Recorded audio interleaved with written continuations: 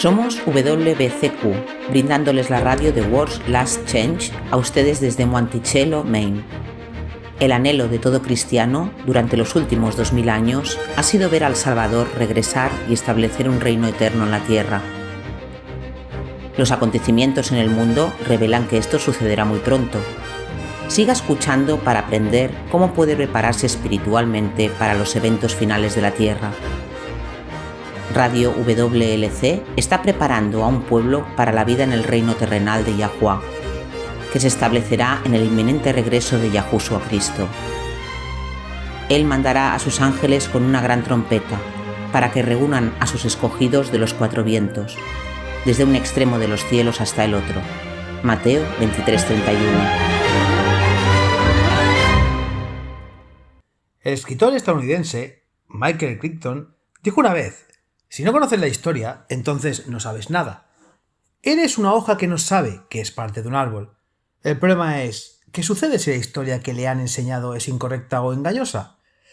Hola y bienvenidos. Soy Luis García y están escuchando a la radio de WLC. Hoy, Pedro Merino va a compartir con nosotros algo de la historia detrás de una de las doctrinas más conocidas del cristianismo, y esa es la doctrina de la Trinidad. Gracias, Luis. Sí. La doctrina de la Trinidad es una de las doctrinas más ampliamente aceptadas en la teología cristiana. Se cree que es fundamental para la fe cristiana. La Enciclopedia Católica la llama la doctrina central de la religión cristiana y la mayoría de las denominaciones están de acuerdo. De hecho, el puñado de denominaciones protestantes que niegan la existencia de una divinidad trina como los mormones y los testigos de Jehová. Unitarios, ciencia cristiana. Esos también. Todos son descartados como cultos por otras denominaciones principales. Pero, ¿y si nos hemos equivocado? ¿Qué pasa si los orígenes de la doctrina de la Trinidad no son las Escrituras sino de alguna otra fuente? ¿Cambiaría tu creencia de la idea de un Dios 3 en 1? Creo que para la mayoría de nosotros eso dependería de cuál fuera esa otra fuente y de si podría probarlo o no. Pero es importante verificar nuestras creencias, porque lo que creemos que sabemos no siempre es la verdad. Por ejemplo, ¿cuál es un hecho que me puedes dar? ¿La Gran Muralla de China? Bueno, está en China. Fue construida para mantener alejados a los invasores. La mayor parte de lo que vemos hoy fue construido por la dinastía Ming. Es el único objeto hecho por el hombre que podemos ver desde el espacio. Esa es la respuesta que estaba buscando. Creo que a la mayoría de nosotros nos ha enseñado, pero simplemente no es cierto. Entonces, ¿de dónde vino esa idea? Probablemente se dijo por primera vez para tratar de transmitir el tamaño de la Gran Muralla, que es verdaderamente gigantesca. Sin embargo, desde el espacio, bajo a 180 millas de altura, la Gran Muralla no es lo único que se puede ver, ni es lo más fácil de ver. Puedes ver carreteras, aeropuertos, puentes, represas. Sin embargo, si vas más arriba, no solo no puedes verlo, tampoco puedes verlo en fotografías, son solo imágenes de radar. Interesante. Hay otros mitos comunes, como la idea de que los perros solo pueden ver en blanco y negro, o que si tocas un pajarito recién nacido, su madre lo rechazará porque puede olerte en él. Todo esto son mitos bien conocidos, pero simplemente no son ciertos. Algo parecido al hecho de que ciertas doctrinas han sido aceptadas como verdad durante muchos años. No es prueba de que nuestras creencias sean infalibles. La edad no convertirá el error en verdad. La verdad puede darse el lujo de ser justa. Ninguna doctrina verdadera perderá nada con una investigación. Eso es cierto. El hecho de que todos crecimos creyendo en una divinidad trina, el hecho de que esa doctrina haya existido durante más de 1000 años, el hecho de que se haya convertido en la doctrina central y fundamental del cristianismo moderno, no significa que pueda sustentarse en las Escrituras. ¿Entonces de dónde viene?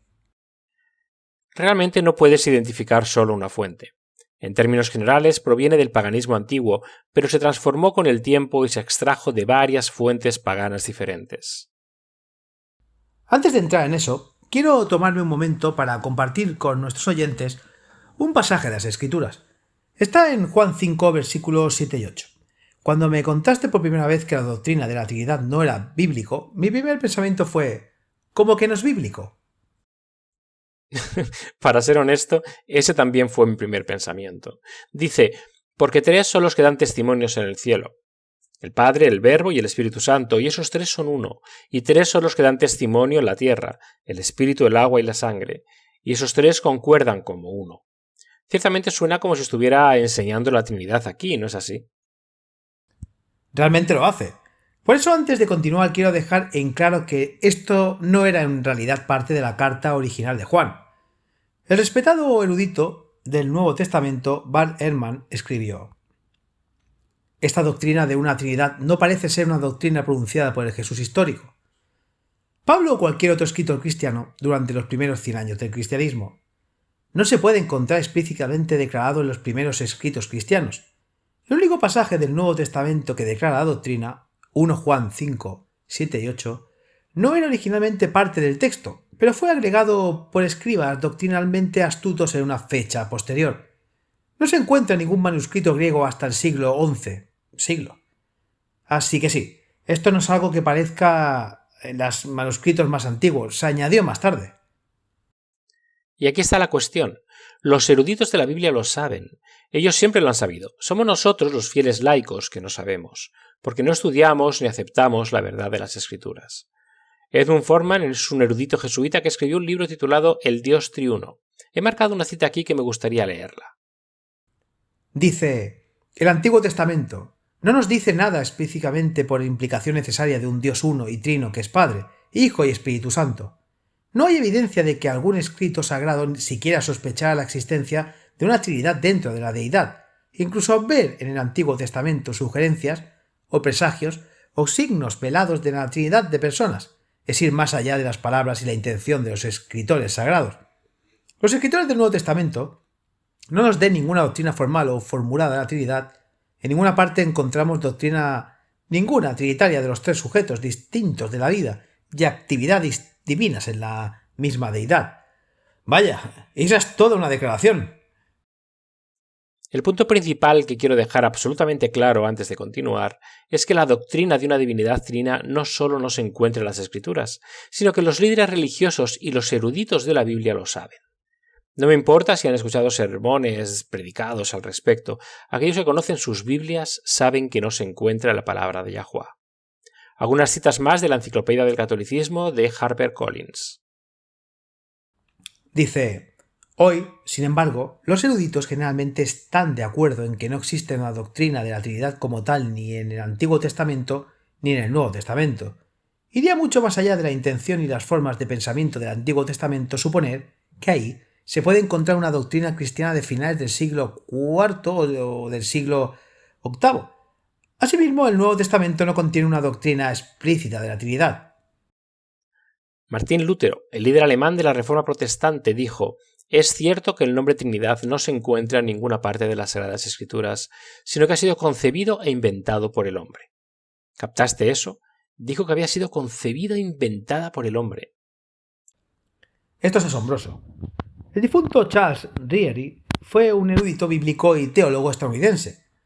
Fue profesor y decano de estudios doctorales en el Seminario Teológico de Dallas. En su libro, Teología Básica, hizo una admisión muy reveladora. Se encuentra en la página 89, veamos. Dice: muchas doctrinas son aceptadas por los evangélicos como claramente enseñadas en las Escrituras, para las cuales no hay textos de prueba. La doctrina de la Trinidad proporciona el mejor ejemplo de esto.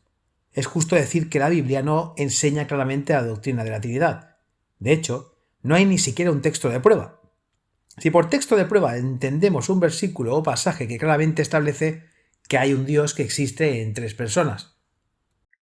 Tengo un par de declaraciones más de teólogos que me gustaría leer. El primero dice: una de las grandes maravillas de la historia cristiana ha sido la capacidad de los teólogos para convencer al pueblo cristiano de que tres personas son realmente un solo Dios. La segunda dice: debido a que la Trinidad es una parte tan importante de la doctrina cristiana posterior, llama la atención que el término no aparezca en el Nuevo Testamento. Del mismo modo, el concepto desarrollado de tres existentes iguales en la deidad, que se encuentra en formulaciones de credos posteriores, no puede detectarse claramente dentro de los límites del canon. Has estudiado esto más que yo. No importa lo que hayamos asumido o lo que nos hayan enseñado o lo que hayamos extrapolado. La verdad es que las Escrituras no enseñan una divinidad trina. ¿De dónde viene entonces? tenía que venir de alguna parte. ¿Puedes darnos algunos ejemplos? Probablemente el registro más antiguo de la creencia en una Trinidad se encuentra en Sumeria. No Samaria mencionada en la Biblia, Sumeria, anterior a Abraham. Esta antigua divinidad trina consistía en Anu, el padre y el rey de los dioses, Enil, el dios creador, y Enki, el señor de la sabiduría. En la Trinidad babilónica, una figura materna completaba la llamada Trinidad Santa de Nimrod, Semiramis y Tamuz. Semiramis, como la esposa de Nimrod y la madre de Tamuz, el Salvador, fue llamada Madre de Dios y conocida como la Reina del Cielo. Eso es impactante. Así es como algunos cristianos se refieren a María. Debido a que el cristianismo apostólico fue corrompido por el paganismo, en muchos sentidos, el cristianismo moderno tiene un parecido sorprendente con el paganismo antiguo. Especialmente el paganismo babilónico, el uso de crucifijos y panecillos de cruces calientes. La cuaresma, todo eso vino de Babilonia. Los egipcios también tenían su trinidad, con Osiris el padre, Isis la madre y Horus el hijo. La trinidad hindú está formada por Brahma, Vishnu y Shiva. Los griegos también tenían su propia versión de una trinidad. Adoraban a Zeus, Atena y Apolo.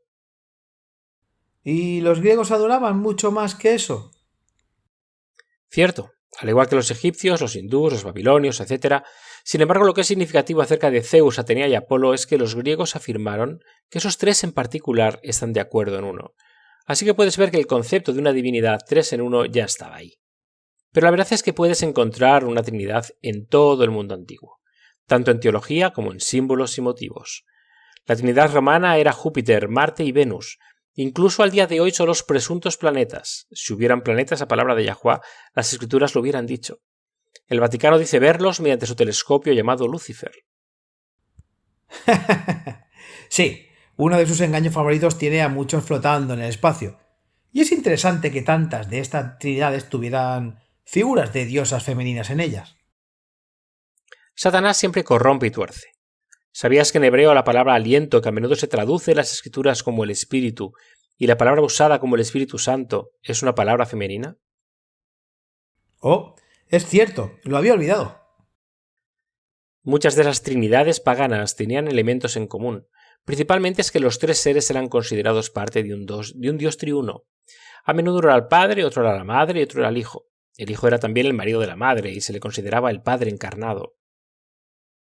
Los tres siempre fueron deidificados como dioses, pero a menudo se decía que era uno en tres formas. Otras veces, la Trinidad era vista como un dios que desempeñaba tres roles. Con frecuencia, se pasaba por alto al Padre y la adoración que se concentraba en la Madre y el Hijo. Son sombras del catolicismo. Por supuesto, porque el catolicismo y más tarde el protestantismo incorporaron estas creencias al cristianismo. Una copia de la revista Life, publicada el 30 de octubre de 1950, contenía una cita fascinante de la Asunción de María. Dice: nuestros oponentes a veces afirman que ninguna creencia debería ser dogmática si no está declarada explícitamente en las Escrituras. Pero las iglesias protestantes han aceptado tales dogmas, como la Trinidad, para los cuales no existe una autoridad tan precisa en los Evangelios. Vaya, qué denuncia. Como protestantes, nos gusta enorgullecernos de afirmar que nuestras creencias provienen únicamente de las Escrituras.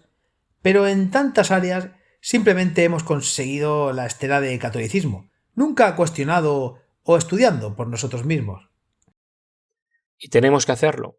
Necesitamos cuestionarnos, necesitamos saber que cada creencia que tenemos se basa únicamente en la palabra de Yahuwah. No podemos darnos el lujo simplemente por pereza o descuido de seguir aferrándonos a creencias paganas que honran a Satanás y deshonran a Yahuwah. Una cita final que me gustaría leer, esto tomado de un libro llamado La mujer mística y las ciudades de las naciones de Thomas Dennis Rock. Dice: los antiguos babilonios reconocieron la doctrina de una trinidad, o tres personas en un solo dios, como aparece en un dios compuesto con tres cabezas que forma parte de una submitología, y el uso del triángulo equilátero también, como un emblema de la tal trinidad en unidad. La escritura es clara. Solo hay un Dios y ese es Yahuwah. Yahushua es su hijo unigénito completamente humano. Todo lo demás viene del paganismo. Vamos a tomar un breve descanso, pero cuando regresemos me gustaría que explicaras cómo esta creencia obviamente pagana pudo infiltrarse en el cristianismo apostólico. Volveremos enseguida.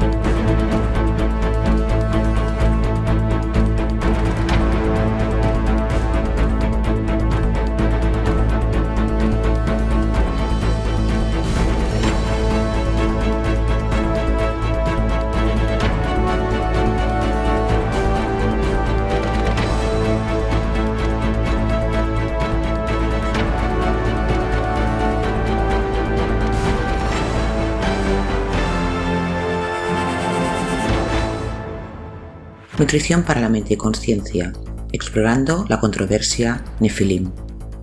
Desde Génesis hasta Revelaciones, el tema principal de las Escrituras es el amor de Yahuwah por la humanidad. El amor divino es la fuerza más poderosa del universo, y es por eso que Satanás se ha esforzado tanto en torcer las Escrituras para que las personas teman a aquel a quien más deberían amar.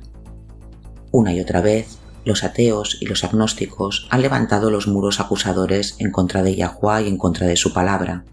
El Dios del Antiguo Testamento es un maniático genocida. Él arbitrariamente destruyó muchas naciones en el Antiguo Testamento, sin razón aparente. Seguramente no es un Dios amoroso. Porque Yahuwah hizo una distinción entre las naciones. Porque ordenó la destrucción completa de los cananeos. Para descadenar las respuestas a estas preguntas pertinentes, debemos retroceder a los días de Noé. Aquel quien sepa el fin de ese principio es justo y recto de todos sus caminos. Un área que Satanás ha usado para tergiversar el carácter del amor de Yahuwah está en las historias del Antiguo Testamento, donde Yahuwah ordenó a los israelitas que eliminaran por completo a varios enemigos.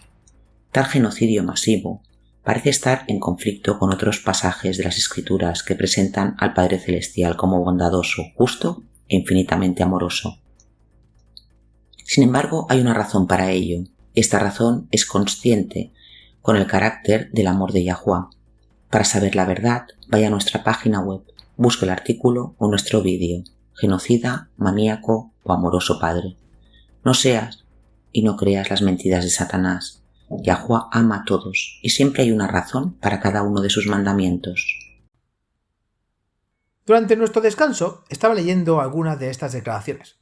Aquí hay uno del diccionario bíblico HarperCollins. Dice: la doctrina formal de la Trinidad, tal como fue definida por los grandes concilios de la Iglesia de los siglos IV y V, no se encuentra en el Nuevo Testamento.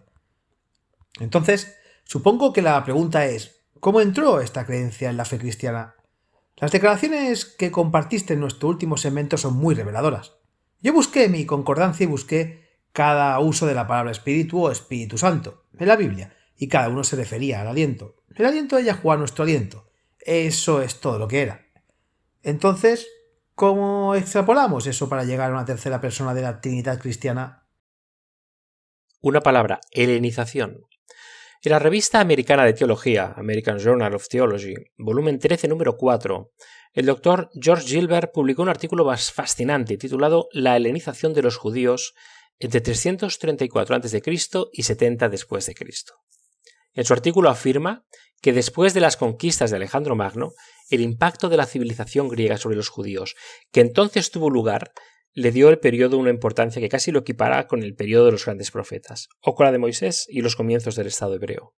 Y esto ocurrió antes de que se escribiera el Nuevo Testamento.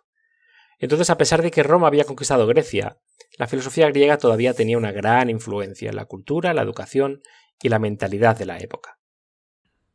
La doctora Shirley Gutierrez fue profesora de teología en el Seminario Teológico de Columbia. Probablemente es mejor conocido por este libro llamado Doctrina Cristiana. Veamos la página 76, donde dice: la Biblia no enseña la doctrina de la Trinidad, ni la palabra Trinidad en sí, misma ni lengua ni uno ni en tres, o tres en uno, una esencia, sustancia. El lenguaje de la doctrina es el lenguaje de la Iglesia antigua tomado de la filosofía griega clásica. Entonces, una vez más, ¿cómo se hizo la transición de la filosofía griega al cristianismo? ¿Fue porque los primeros cristianos judíos ya habían estado expuestos a la filosofía griega? No, no fue así. Recuerden, esto vino 100 años o más después de Cristo, y cuando entró, vino a través de aquellos cuyo linaje era pagano, no convertidos del judaísmo. Quintus Turtilianus, más conocido como Tertuliano, fue un escritor paleocristiano muy prolífico de Cartago. Nació a mediados del siglo II después de Cristo. Por lo que he leído, él fue el primero en introducir el término Trinidad. Sin embargo, fue solo una introducción del término. Lo que realmente enseñó acerca de la Trinidad es diferente de lo que se cree hoy.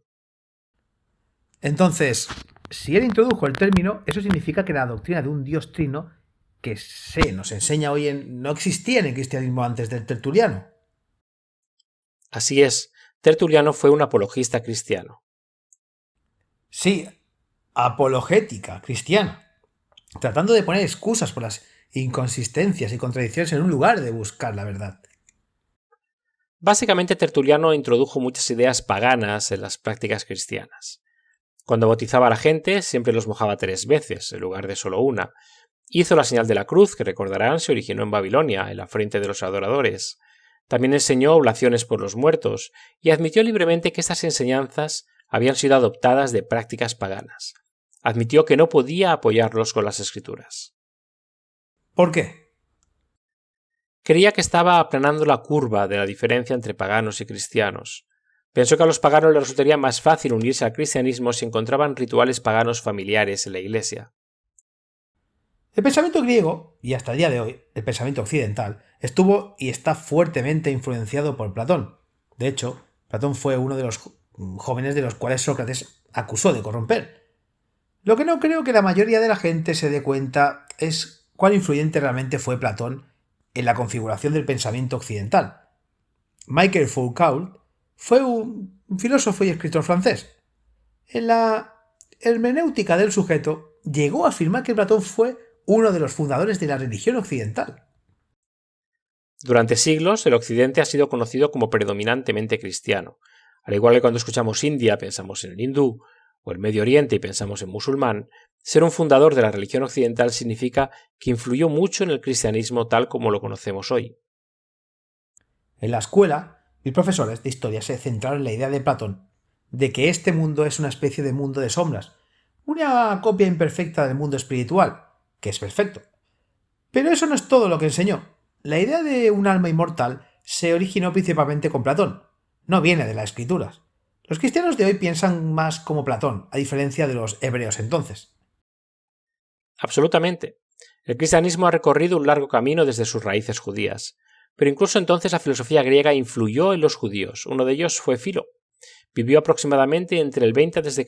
y el 50 después de Cristo. He oído hablar de él. Algunas personas creen que sus escritos en realidad influyeron en el credo de Nicea. Así que tenemos uno de los credos más fundamentales de la cristiandad, extraído en parte de Filo, quien fue fuertemente influenciado por Platón. ¿Ven cómo funciona esto? ¿Has oído hablar de Jaroslav Pelikan? No. Era profesor en Yale. Su enfoque fue la historia del cristianismo, la teología cristiana y la historia intelectual medieval. Un hombre muy bien educado. De hecho, leyó y comentó los 38 volúmenes de los escritos de los primeros padres de la Iglesia. Escribió esta serie, en varios volúmenes, titulada La tradición cristiana, una historia del desarrollo de la doctrina. Según Pelikan, los neoplatónicos de los siglos II y III hicieron más que simplemente seguir los pasos de los filósofos griegos. También desarrollaron nuevas ideas. Plotino, un filósofo helenístico en el Egipto romano, afirmó que hay 3 principios fundamentales. Llamó a estos el uno, el intelecto y el alma.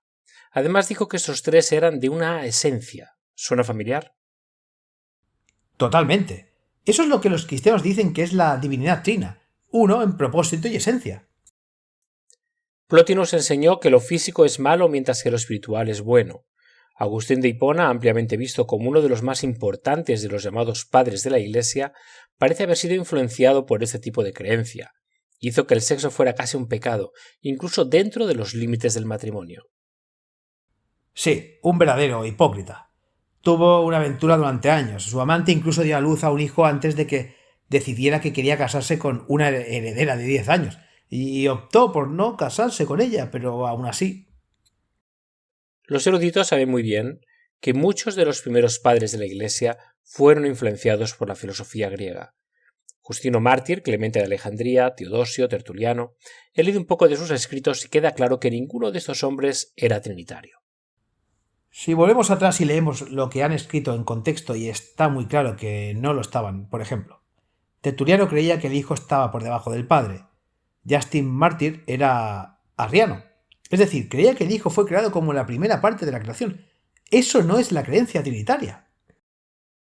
Según su investigación, Jaroslav Pelikan creía que muchos de los primeros padres de la Iglesia eran en realidad modalistas en lugar de trinitarios. ¿Modalistas? Hoy lo llamamos teología de la unidad. Es la idea de que Dios, el Padre, se manifestó en 3 formas o modos diferentes. Él era Yahuwah en el Antiguo Testamento, Yahushua en el Nuevo Testamento y ahora es el Espíritu Santo. El enfoque de los primeros padres de la Iglesia era la teoría del Logos, no la Trinidad. Para decirlo de otra manera, querían entender cómo Yahuwá se relacionaba con la palabra neoplatónica. La mayoría de ellos claramente no creían que el Padre y el Hijo fueran iguales, en cambio creían que el Hijo estaba subordinado al Padre. Eso no es lo que enseña la doctrina de la Trinidad.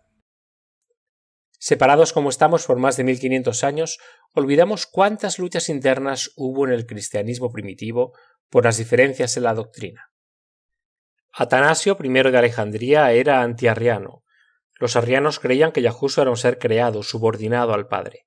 Atanasio se opuso a esta creencia, de hecho, estuvo presente en el Concilio de Nicea, invocado por Constantino el Grande.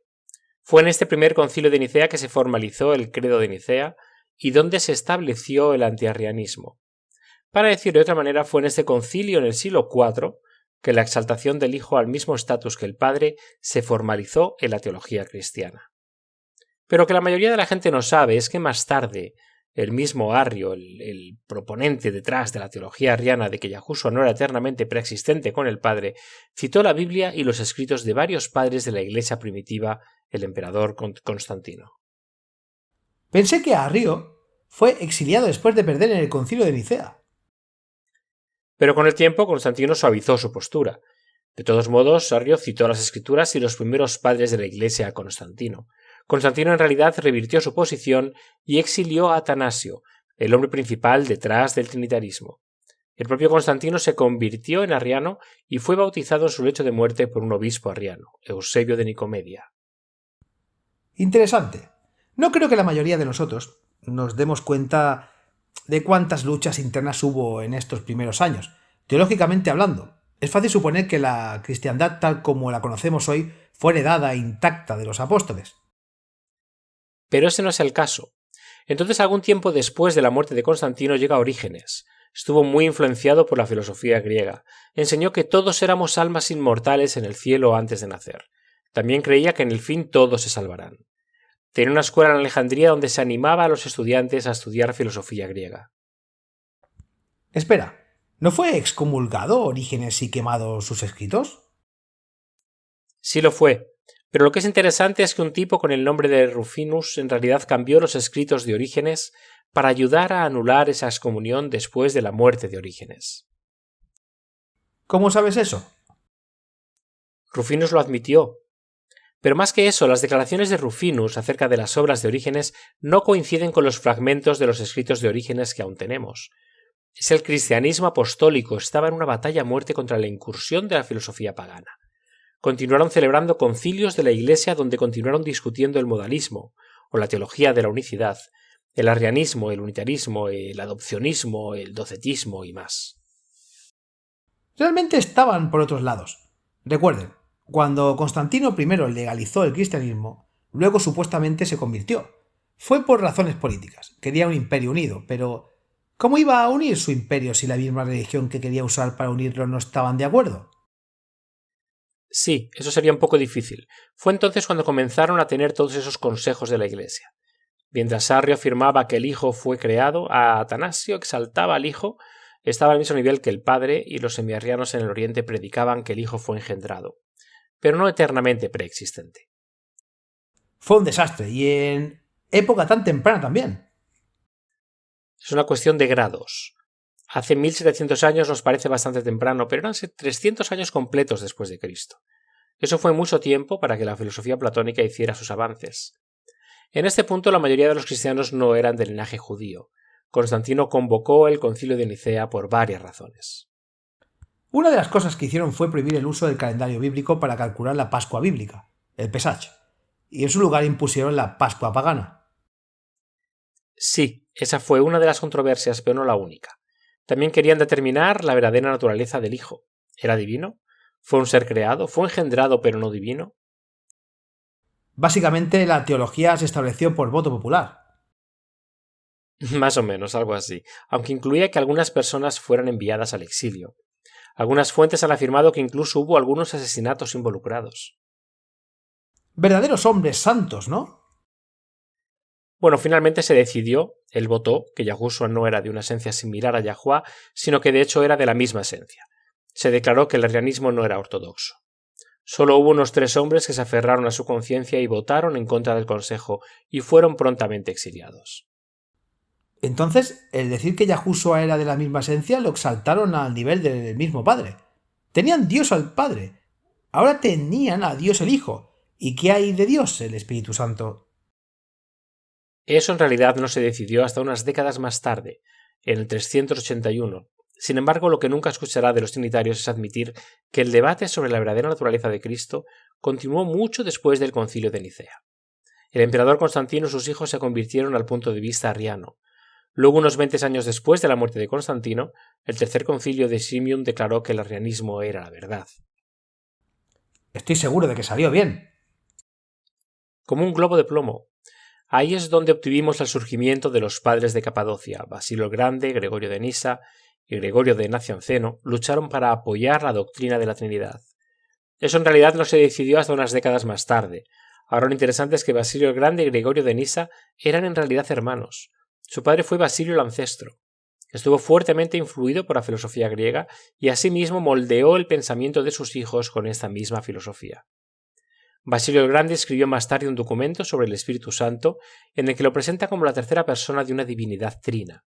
Afirmó que el Espíritu Santo era coigual y coeterno. Su razonamiento influyó en el Concilio de Constantinopla en el 381 d.C. Entonces fue cuando el cristianismo finalmente obtuvo su divinidad trina. Los trinitarios ganaron. Un Dios de 3 en 1 se hizo una doctrina obligatoria, pero 350 años después de Cristo. Y es porque todos ellos eran lectores de filosofía griega. Los padres de Capadocia querían explicar cómo 3 personas individuales con diferentes mentes y voluntades podrían ser un solo Dios en lugar de 3. Entonces, ¿cómo resolvieron eso? Nunca llegaron ahí. Jugaron con los 3 principios de Plotino del uno, el intelecto y el alma siendo de la misma esencia, pero finalmente tuvieron que admitir que no podían convertir lógicamente a 3 personas en un solo ser.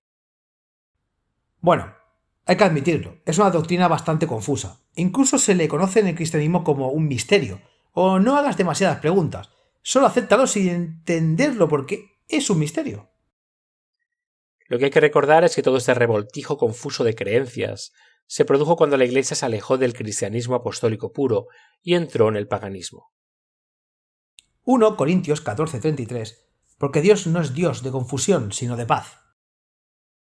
Una divinidad 3 en 1 no es un misterio, es una tontería, y viene de la filosofía pagana, no de las Escrituras. Siempre es importante asegurarse de que nuestras creencias se basan en las Escrituras, no en otra fuente. No se vayan, amigos, cuando regresemos responderemos preguntas de nuestro email diario.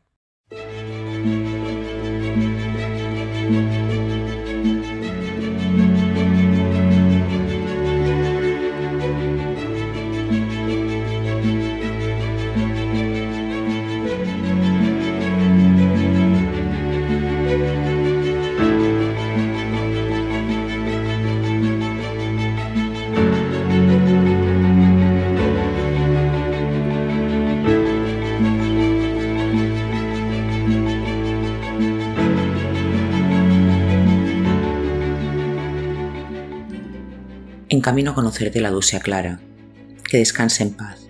¿Qué sucede después de la muerte? Una de las experiencias más dolorosas por las que cualquiera puede pasar en la vida es la muerte de un ser querido. La idea de no volver a verlo nunca más, el temor de que tal vez esté observando todo lo que haces, la creencia de que cualquiera que no vaya directamente al cielo y que debe estar ardiendo en el infierno, ha atormentado y aterrorizado las innumerables creyentes.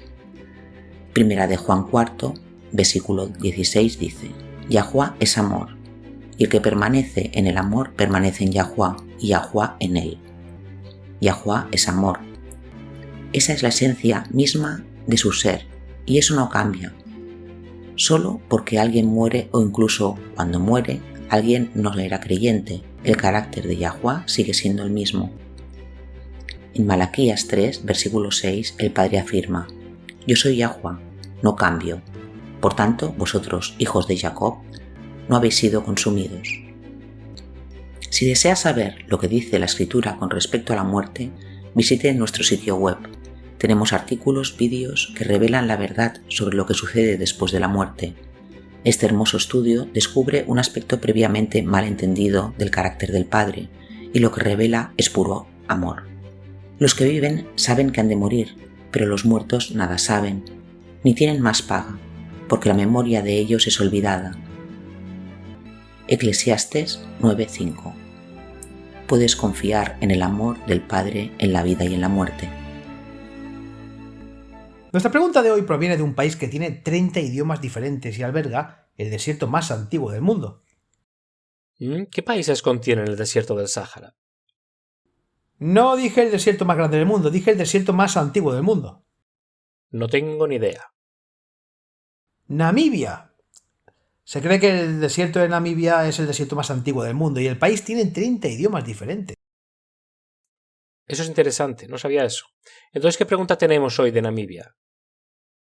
Es uno de los que creo que todos podemos beneficiarnos. Moisés, de Walvis Way, escribe: Saludos hermanos, en el maravilloso nombre de nuestro Señor y Salvador, Yahushua. Mi esposa y yo fuimos bendecidos recientemente para convertirnos en padres por primera vez. Queremos criar a nuestro hijo para Yahuwah. ¿Hay algún principio bíblico que debamos tener en cuenta al criar a nuestro hijo para Yahuwah? Seré honesto, aunque mi esposa y yo ciertamente queríamos hacer lo correcto por nuestros hijos, debo admitir que nunca pensé en inculcar específicos principios bíblicos. Sí, ahora desearía que lo hubiera hecho. Es una gran pregunta incluso si nuestros hijos son mayores. Podemos aprender de esto e incorporarlo a nuestra crianza de los hijos, así como a nuestras propias vidas. Entonces, principios. ¿Qué principios bíblicos son importantes para criar hijos piadosos? Yo diría que enseñarle a un niño que el propósito de la vida es dar gloria a Yahuwah es un principio fundamental. Leamos 1 Corintios 6, versículos 19 y 20. Esto es algo que todos debemos tener en cuenta. ¿No sabéis que vuestro cuerpo es templo del Espíritu Santo que está en vosotros, que tenéis de Yahuwah y que no sois vuestros? Porque fuisteis comprados por precio. Glorificad pues a Yahuwah en vuestro cuerpo y en vuestro espíritu, los cuales son de Yahuwah. Fuimos comprados por un precio. Hemos sido redimidos a un gran costo. Saber esto, saber cuánto nos aman, es algo que ayudará a inculcar una sana autoestima en cualquier niño.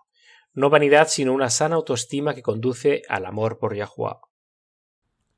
Amamos mucho porque nos han perdonado mucho. Ahora vamos a 1 Timoteo capítulo 3, versículos 1 al 7.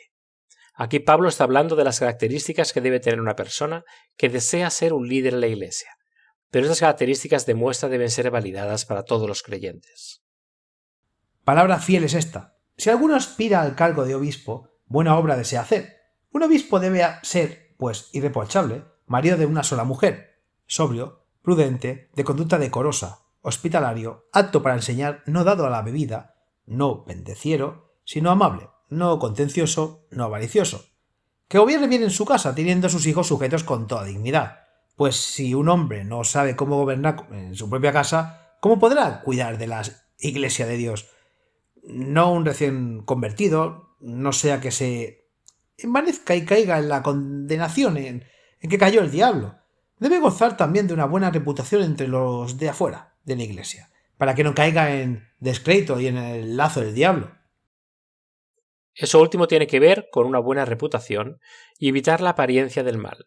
Estas son todas las cosas que cualquier persona, hombre o mujer, debe tener en cuenta cuando vive para glorificar a Yahuwah. Pasemos ahora a Filipenses capítulo 3, versículos 7 y 8. Esto es algo de lo que no sabemos mucho, y no hablamos mucho, pero es uno de los principios de la vida como cristiano.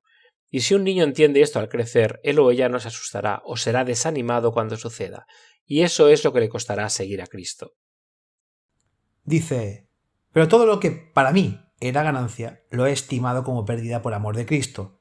Y aún más, yo estimo como pérdida todas las cosas en vistas del incomparable valor de conocer a Cristo Jesús, mi Señor, porque lo he perdido todo y lo considero como basura a fin de ganar a Cristo.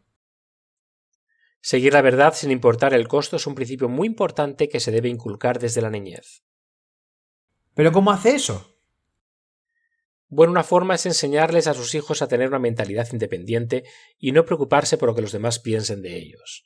Si cría a sus hijos para que se preocupen por lo que piensan los demás, ¿cómo tendrán el coraje de defender solos la verdad cuando todo el mundo esté unidos contra ello? Criar a un niño para que no tenga miedo de las opiniones de los demás es uno de los mejores regalos que puede darles a sus hijos. Ese es un buen punto. Obviamente, los padres de Daniel y sus 3 amigos les inculcaron esa cualidad. Así fue como pudieron mantenerse fieles incluso en una corte pagana, y eso comenzó de inmediato cuando pidieron la comida sencilla y saludable que solían comer en casa. Sabían que no serían capaces de mantener la mente despejada si se satisfacían sus apetitos. Esos son los principios que sus padres les enseñaron cuando eran niños. Otro principio que aprendí de mi esposa es realmente poderoso, y es que si vas a cometer un error, siempre errar del lado de la bondad. Los niños aprenden, por ejemplo, si eres duro o implacable con ellos, es probable que no te crean cuando les dices que su Padre Celestial es amoroso y perdonador. Buen punto. Como padres, todos cometemos errores, pero debemos recordar que el tipo de padre que somos para nuestros hijos es como ellos imaginarán que es Yahuwah. Sí, somos duros, severos, inaccesibles, así es como verán a Yahuwah. Y si somos pacientes y perdonamos a nuestros hijos cuando fallan, verán a Yahuwah como paciente y perdonador. Un principio que creo que es muy importante es enseñar a los niños a llevar siempre sus problemas y luchas a Yahuwah, incluso a una edad temprana. Filipenses 4:13 dice: «Todo lo puedo en Cristo que me fortalece». 2 cosas más. En primer lugar, enseña a sus hijos a mantener siempre una actitud de gratitud. 1 Tesalonicenses 5:18 Dad gracias en todo, porque esa es la voluntad de Yahuwah en Cristo Yahushua acerca de vosotros. Porque cuando mantenemos una actitud de acción de gracias, nuestra fe se fortalecerá y veremos oportunidades que si nos enfocamos en lo negativo las perderemos. Finalmente, enseña a su hijo a diferenciar entre las tradiciones hechas por el hombre y la voluntad de Yahuwah. Muchas personas muy sinceras se agobian con todas estas definiciones de justicia hechas por el hombre, y nos enfocamos en las reglas y regulaciones hechas por el hombre, lo cual quita nuestros ojos de Yahuwah y los pone en nuestro prójimo. Y realmente se convierte en una carga, pero los requisitos de Yahuwah son muy simples y directos. Leamos Miqueas 6, versículo 8. Dice: «Él te ha mostrado, oh hombre, lo que es bueno, y lo que Yahuwah requiere de ti, sino hacer justicia, amar la misericordia y andar humildemente con tu Dios». Así de simple. No hay nada ahí de reglas y tradiciones hechas por el hombre. También va junto con lo que Yahushua dijo en Lucas 10:27. Amarás a Yahuwah tu Dios con todo tu corazón y con toda tu alma y con todas tus fuerzas y con toda tu mente, y a tu prójimo como a ti mismo. Estos son principios que ayudarán a vuestros hijos durante toda su vida a permanecer fieles y glorificar a su Padre que está en los cielos. Construyendo nuestra fe en la palabra de Yahuwah, 1 Juan 5, versículo 4 nos dice que todo lo que es nacido de Yahuwah vence al mundo. Y esta es la victoria que ha vencido al mundo, nuestra fe. Concéntrese en el carácter de Yahuwah. Conocerlo es amarlo y tu fe crecerá. Una vez leí en alguna parte que la fe es una planta que crecerá rápidamente si se alimenta. Me tomé esas palabras en serio y sí, realmente me sorprendió lo rápido que se fortaleció mi fe cuando me acostumbré a tomar a Yahuwah en su palabra. Bienvenidos a la promesa diaria de hoy de la palabra de Yahuwah. Con ustedes soy Laura Martínez. Víctor fue atraído por el dinero fácil del tráfico de drogas cuando tenía 20 años. En la década de 1990 dirigió una importante operación de drogas, contrabandeando drogas ilegales hacia el Asia Central. En 1996, sin embargo, su imperio de las drogas colapsó, cuando las autoridades lo atraparon en posesión de 4 kilos de heroína. Parecía el fin del mundo para Víctor, pero Yahuwah apenas estaba comenzando. El compañero de celda de Víctor recibió una copia del Evangelio de San Juan que le envió su madre. Se lo ofreció a Víctor. Al principio Víctor no estaba interesado. Finalmente una noche no podía dormir, decidió intentarlo. Sin embargo, después de unos minutos se dio por vencido. No entendía lo que se decía.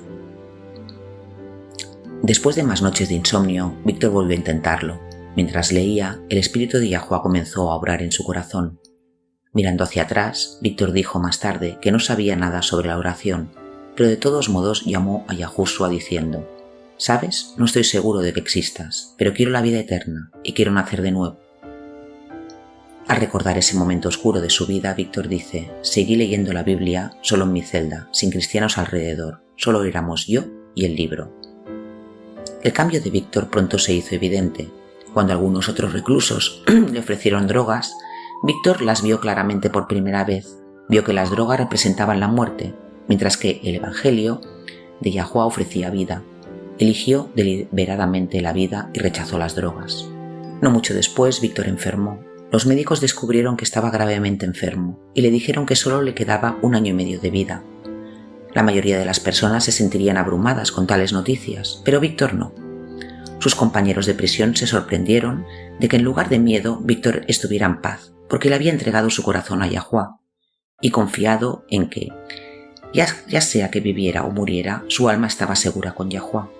Sin embargo, para asombro de todos, Víctor no murió. Vivió lo suficiente para terminar su sentencia en la cárcel. Muchos convictos, liberados de prisión, volvieron a la vida que vivían antes, pero Víctor no.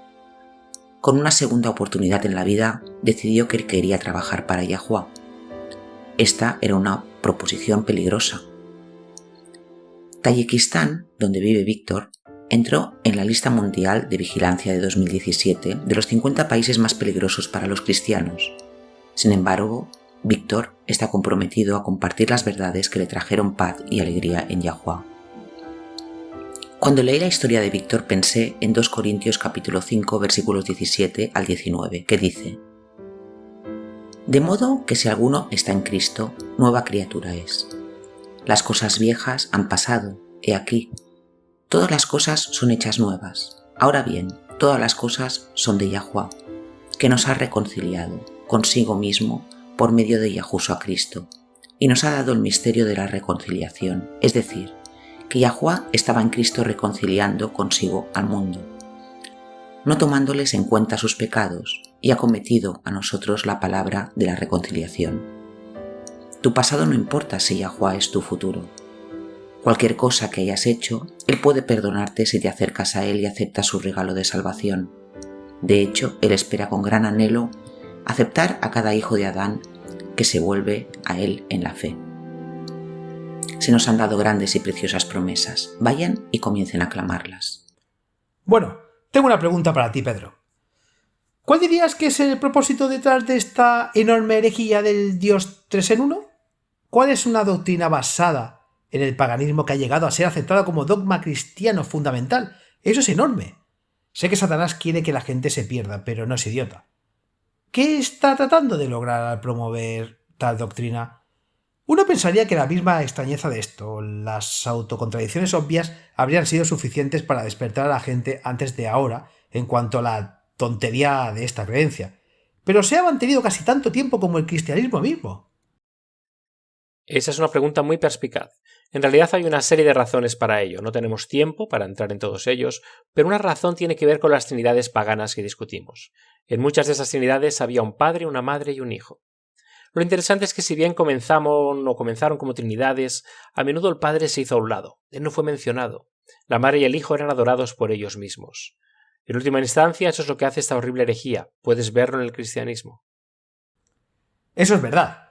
Podemos verlo. Recuerdo cuando era niño. Siempre me enseñaron a orar a Jesús. Cantábamos sobre Jesús, sobre siendo amigo de los niños pequeños. Más tarde fue amigo de los pecadores. Cantamos sobre su amor, su bondad, su nacimiento, su muerte, su regreso, y así sucesivamente. Pero, ¿y el Padre? Esto fue todo truenos y relámpagos, miedo y juicio.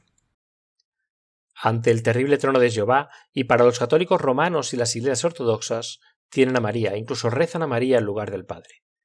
En esencia, la Trinidad desvía la atención de Yahuwah y su verdadero sacrificio en el Calvario.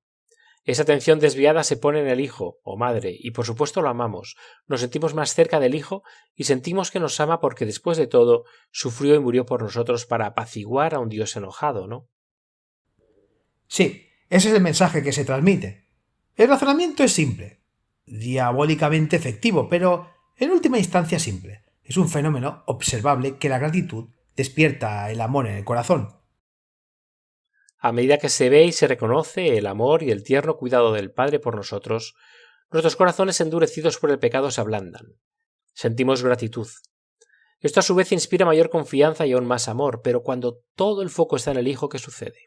Empezamos a ver al Padre como un Dios distante y enojado, que debe ser apaciguado. De una manera muy real, la Trinidad desvía la atención de Yahuwah, pero al hacerlo también desvía la adoración debida a Yahuwah. Al dividir al Dios único en tres, Satanás puede cambiar el enfoque hacia el Hijo de Dios, un humano. Yahushua no tenía pecado, sí, pero era completamente humano. Así que la idolatría disfrazada de verdadera devoción. Independientemente de lo que digan los cristianos de hoy, al menos los cristianos trinitarios no son monoteístas. El verdadero monoteísmo significa que solo adora a Yahuwah. Dicho de esa manera, todo este tema es mucho más grande de lo que la mayoría de los cristianos se han dado cuenta. Como dijimos antes que en programas anteriores, la batalla final es sobre la adoración porque a quien obedeces revela a quién adoras. Y a quien adoras revela que Dios gobierna supremamente en tu alma. Eso es importante porque cuando el mundo entero esté unido contra la verdad, vas a tener la valentía de defender la verdad y solo la verdad. La única forma en que cualquiera de nosotros puede hacerlo es si nuestros corazones están escondidos con Cristo en Yahuwah. Todos los engaños de Satanás están diseñados para alejar almas de Yahuwah, y la doctrina pagana de la Trinidad no es diferente. Gracias, Pedro. Esta ha sido una discusión muy reveladora hoy. Mi llamado a nuestros oyentes es que estudien esto por sí mismos. Lo hemos dicho antes, todo el equipo de WDC. No esperamos que confíe en nuestra palabra. Estudie las Escrituras, la historia del desarrollo del pensamiento occidental y la religión occidental. Necesitamos saber la verdad porque la verdad nos hará libres. Acompáñenos una vez más mañana. Hasta entonces, recuerden, Yahuwah les ama y en él está segura tu confianza.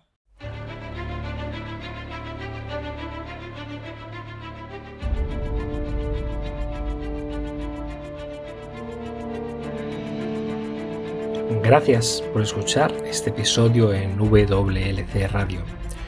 Vivimos tiempos muy solemnes. El mundo está al borde del desastre. Pronto tendrán lugar acontecimientos catastróficos que pondrán fin a esta era y marcarán el comienzo de la siguiente. En su gran misericordia, Yahuwah ha revelado a través de la profecía lo que depara el futuro. Apocalipsis 8 predice una serie de eventos, cada uno peor que el anterior, que devastarán la tierra. Se diezmará el suministro mundial de alimentos. Se producirá hambruna y la pestilencia que la acompaña. Los suministros de agua dulce de la tierra también se verán afectados. Apocalipsis 9 revela que los demonios se harán pasar por extraterrestres. El terror y la devastación de esta llamada invasión extraterrestre hará que la gente desespere por seguridad a cualquier precio. La libertad de vivir y de adorar como dicta la conciencia se convertirá en una cosa del pasado. Se perderán muchas vidas durante esta serie de eventos, y cuando se aplique la marca de la bestia, habrá mártires. Cada evento se prepara para la próxima crisis, en un largo y último llamado de misericordia al arrepentimiento. Porque Yahuwah no está dispuesto a que nadie perezca, sino que todos lleguen al arrepentimiento. 2 Pedro 3:9. Poco después de los eventos descritos en Apocalipsis 8 y 9, se derramarán las 7 últimas plagas. Estas plagas no tienen precedente en la historia de la humanidad. En un sentido muy real, estos eventos vaciarán la tierra. Isaías 24 advierte, cita: He aquí Yahuwah vacía la tierra, la asola, la revuelve y esparce a sus habitantes. La tierra se tambaleará de un lado a otro como un borracho, y será removida como una cabaña, y su transgresión será pesada sobre ella, y caerá, y no volverá a levantarse. Isaías 24, 1-20. Para los creyentes, sin embargo, hay esperanza. Al describir el final de esta era, Yahushua dijo en Lucas 21, versículo 28, cita: Cuando estas cosas comiencen a suceder, entonces miren hacia arriba y levanten la cabeza, porque tu redención está cerca. Sí, al final será traumático, está destinado a serlo. Yahuwah quiere salvar a cada individuo que pueda para permitir que este clímax final despierte las almas. Pero el evangelio del reino de Yah es que más allá de los eventos traumáticos del futuro cercano, una eternidad de bienaventuranza espera a todos los que aceptan el regalo de salvación de Yah. Cuando Yahushua regrese, todos los que han muerto confiando en los méritos del Salvador crucificado y resucitado serán resucitados en la primera resurrección. Entonces Yahushua establecerá el reino de Yah en la tierra. Él y los redimidos reinarán juntos sobre la tierra durante los primeros 1000 años de la eternidad. Juan vio un cielo nuevo y una tierra nueva, porque el primer cielo y la primera tierra pasaron. Apocalipsis 21:1. Si deseas unirte a los redimidos de todas las edades, viviendo una vida que se compare con la vida de Yahuwah, haz la elección, acepta la salvación hoy. No tiene que prepararse. La verdad es que no puedes, yo tampoco, nadie puede. Ven a Él tal como eres. No espere hasta que deje de pecar, no mejorará con sus propios esfuerzos. Acepte la invitación de Yahuwah de convertirse en miembro de su reino terrenal eterno. Cuando aceptes esta preciosa invitación, Yahuwah te obsequiará con un corazón completamente nuevo. En Ezequiel 36, versículo 26, Él declara: les daré un corazón nuevo y pondré un espíritu nuevo dentro de ustedes. Quitaré el corazón de piedra de su carne y les daré un corazón de carne. Aceptar este regalo invaluable es la única manera de unirse a su reino. Ven a Yahuwah tal como eres. Está esperando con los brazos abiertos, ansioso por recibir a todos los que se acercan a Él.